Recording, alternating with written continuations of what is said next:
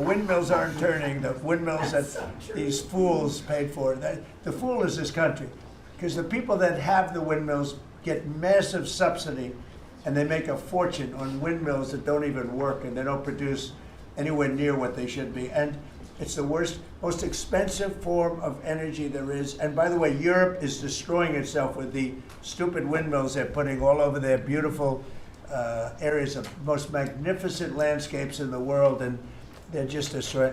Europe, better get smart. Between immigration and energy, they're destroying. It's not recognizable. They've got to smarten up before it's too late. Please go ahead. Yeah, in New England, with somewhat European energy policies, at peak demand time, very cold in New England, wind, solar, and batteries that you were just speaking of delivered less than 3% of the electricity needed at peak demand time, and that's when it matters. Because if electricity goes out when it's very cold, people die. Over 200 people died in a smaller cold snap during the Biden administration. This was massively larger geographically. We've had no failure of the electricity grid, no failure of long distance transmission lines. Local distribution lines have iced up and come down, and we have people from all over the country working to get those back up because people need their lights back on.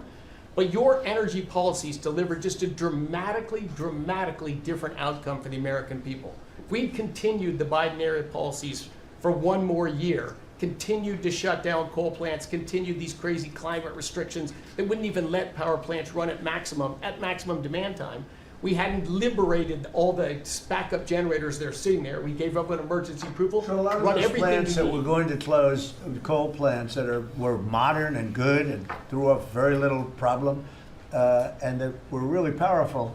You know, by the way, China does most of everything they're doing with coal.